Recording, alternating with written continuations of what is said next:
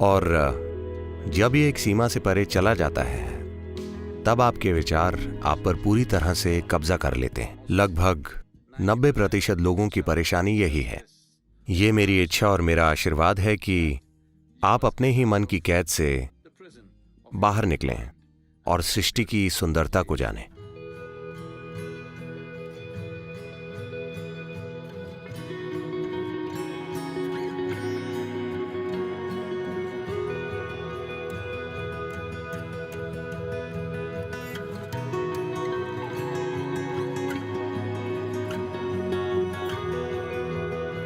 सुस्ती या तो भोजन या विचारों के अधिक मात्रा में सेवन करने से आती है।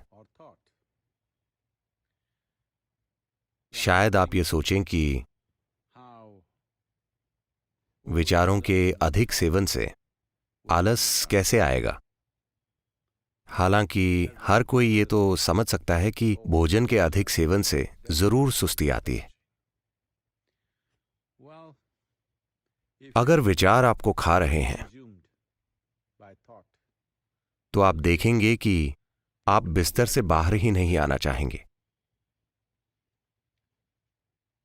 मैं विचार प्रक्रिया की बात नहीं कर रहा, मैं विचारों के ज्यादा सेवन की बात कर रहा हूं, जिसका मतलब है विचार लगातार बह रहे हैं बिना आपके प्रयास के, बिना आपके ध्यान के, बिना आपके इरादे के।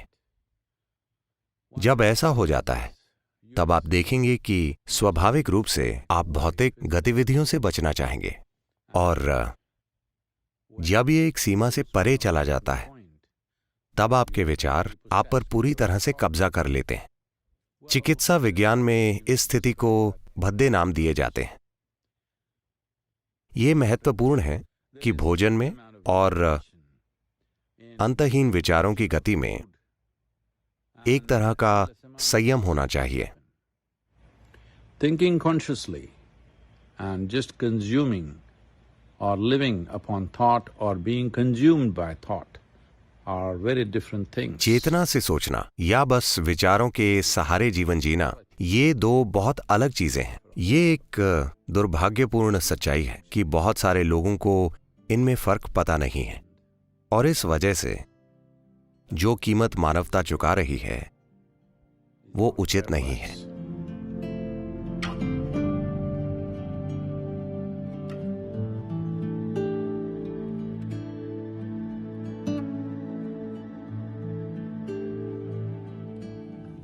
जो निष्कर्ष आप अपने मन में निकालते हैं वे जीवन को अनुभव करने की आपकी क्षमता को गंभीर रूप से कम करते हैं। जितने ठोस आपके निष्कर्ष होंगे उतना ही ज्यादा आप उनके आधार पर अपनी पहचान बनाएंगे और उतनी ही ज्यादा आपको अपनी मानसिक सच्चाई, अस्तित्व की सच्चाई लगने लगेगी। लगभग 90% इंसानी दुख बस यही है, आप अपने मानसिक नाटक को सच्चाई समझने की भूल कर बैठते हैं। यह आपका नाटक है, आप इसके साथ जैसे चाहे खेल सकते हैं। अगर आप इस नाटक के अच्छे निर्देशक हैं तो आप इसे जैसा चाहे बना लेंगे, नहीं तो ये बेतरतीबी से हो रहा है। यही अस्तित्व की सच्चाई है। ये कितनी सुंदर है, पर ज्यादातर लोग अपने मन में जीना चुनते हैं क्योंकि उन्होंने ठोस निष्कर्ष बनाए हैं और अब उनके लिए यह विकल्प ही नहीं रहा कि उन्हें कहां जीना है। अब समय है कि आप इस धरती पर जिएं, इस सृष्टि की सुंदरता और इस सृष्टि में सृष्टा की उपस्थिति की भी अनुभूति कीजिए। सृष्टि के हर पहलू पर बस पर्याप्त ध्यान दीजिए और आप सृष्टि के स्रोत की उपस्थिति को उसमें देखेंगे। आपको यह अनुभव करने की जरूरत है। मानसिक नाटक आपका बनाया हुआ है। जो अस्तित्वगत नाटक यहां हो रहा है उसकी तुलना में मानसिक नाटक बहुत छोटा है। अब समय है कि आप इसका आनंद लें। यह मेरी इच्छा और मेरा आशीर्वाद है कि आप अपने ही मन की कैद से बाहर निकलें और सृष्टि की सुंदरता को जानें। बुनियादी चीज, सबसे मौलिक पहलू जिसका आपको ध्यान रखने की जरूरत है वो ये है कि आप निष्कर्ष मत बनाइए। अगर आप निष्कर्ष नहीं बनाते The doors of your mind will not close. तो आपके मन के दरवाजे बंद नहीं होंगे।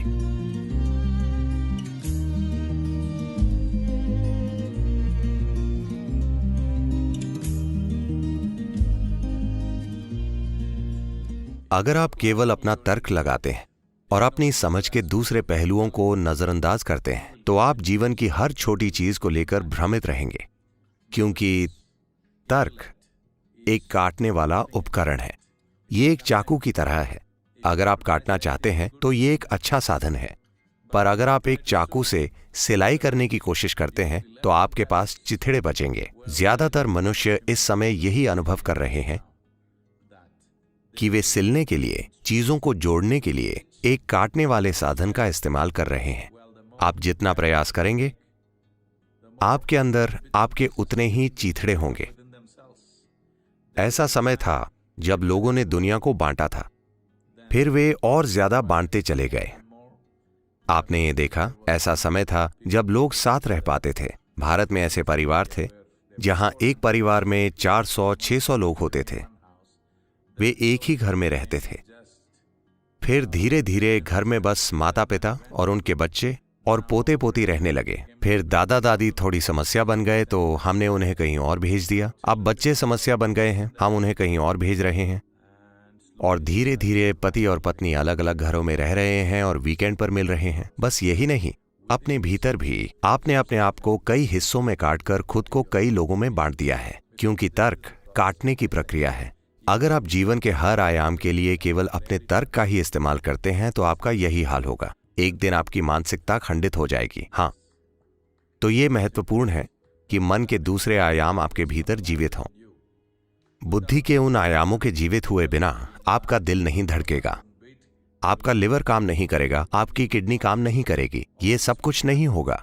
ये सब आपके तर्क से नहीं हो रहा। तो आपके भीतर समझ के ऐसे आयाम हैं जिनकी खोज की जानी चाहिए और उन्हें आपकी चेतना में जीवित होना चाहिए।